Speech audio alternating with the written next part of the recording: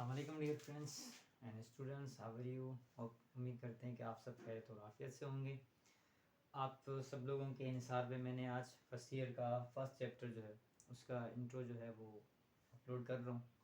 इंशाल्लाह उम्मीद है कि इसमें कुछ हम ज़्यादा सीख सकेंगे। जैसे कि हमने पहले 9th क्लास की जो लेक्चर अपलोड किया था फिज़िक्स की ब्रांचेस और उसके मुतालिक मेजरिंग इंस्ट्रूमेंट्स, फिज़िकल क्वांटिटीज़। अब फर्स्ट ईयर के पहले चैप्टर में ये सारी चीज़ें हैं और मेरे हिसाब से ये जो है वो आपके लिए बहुत अहम चीज़ें हैं। अगर हम इनको सीखेंगे अच्छे से तो इंशाल्लाह हमें फ़िज़िक्स समझ में आएगी।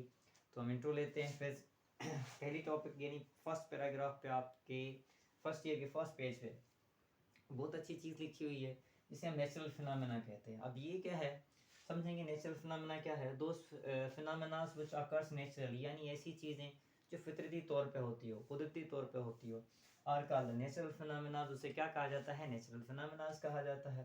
फॉर एग्जांपल है हमारा formation of solar system. Solar system कैसे बना, किसने बनाया, आखिर वजूहात क्या हैं। Growing of the plants, plants कैसे बड़े होते हैं, क्यों बड़े होते हैं, आखिर उसमें कौन कौन सी चीज़ें इन्वॉल्व होती हैं। रस्टिंग ऑफ द आयरन, लोहे को जंग क्यों लगता है।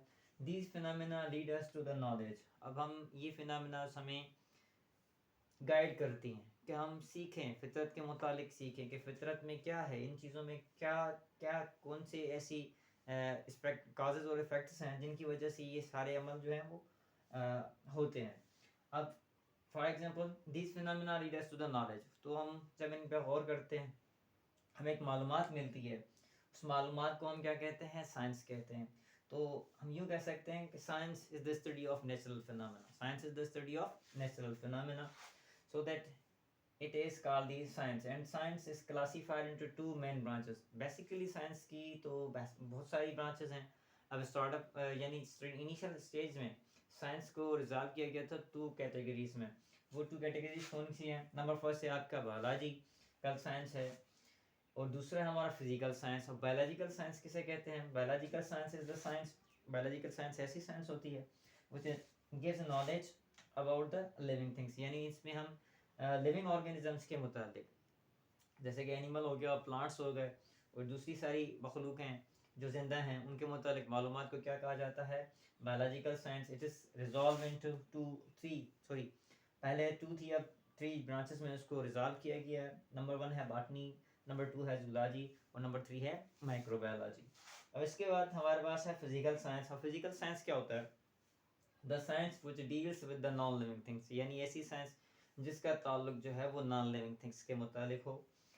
इसका the physical science. It is also resolve into two categories. एक आपका फिजिक्स और दूसरा आपका है केमिस्ट्री। अब समहाउ किसी हद तक मैथमेटिक भी है, वो आपकी नॉन लिविंग साइंस से ताल्लुक रखती है, जिसमें हम क्या करते हैं? काउंटिंग वगैरह करते हैं, जो यानी बहुत ब्रांचेस में इन्वॉल्व होती है ETC। अब इंट्रो फिजिक्स है। फिजिक्स क्या है? It is the branch of natural thing, non living things, यानी ये हमारी क्या है? नॉन लिविंग थिंग की एक ब्रांच है।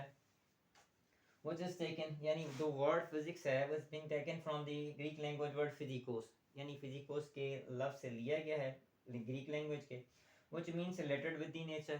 पहले पहले जो हमारी फिजिक्स की डेफिनेशन आई थी, अब फिजिक्स की बहुत सारी डेफिनेशन हैं बहुत सारे बुक्स में, जो जिस तरह फिजिक्स को समझता है उस तरह उसको एक्सप्लेन करने की कोशिश करता है। तो आज हमारा यानी ये बहस भी रहेगा कि फ़िज़िक्स की डेफिनेशंस एक्चुअली फ़िज़िक्स है क्या।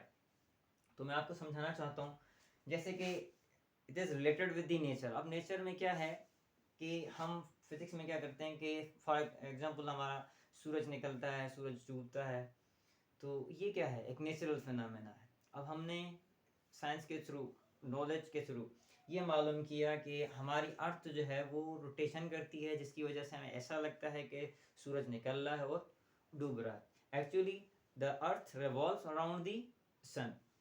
अब उसके बाद मौसम कैसे तब्दील होता है? अब क्या रीजन है, यानी क्या रीज़न है उसके पीछे? उसके रीज़न पीछे ये कि अर्थ है रिवॉल्व्स इन 2 डायमेंशनल।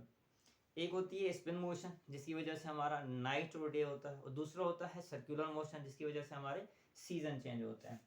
अब अब मुख्तलिफ किताबों में मुख्तलिफ डेफिनेशंस पाई जाती हैं फिजिक्स की। फॉर एग्जांपल अगर मैं कहूँ the study of nature is called physics, जैसे कि मैंने आपको अभी समझाया कि हम प्लैनेट्स की रोटेशन देख रहे हैं, सोलर सिस्टम देख रहे हैं, सूरज का निकलना देख रहे हैं, अब इनके मुतालिक मालूमात हुई हमें कि क्या करता है कि अर्थ जो है वो सन के इर्द गिर्द रिवॉल्व करती है, तो इसलिए ये क्या है, एक नेचुरल फिनोमेना है। उसमें हमने क्या किया, और फिक्र किया और ये चीज़ें फाइंड आउट की कि earth earth has a dual motion. अब दूसरी किताबों में डेफिनेशन है the interaction of matter and energy, जो आइंस्टाइन की इक्वेशन से प्रूव हुआ है। For example E is equal to mc square, E is equal to mc square. When Einstein gave this equation, he haven't any perfect example to explain that my equation is valid.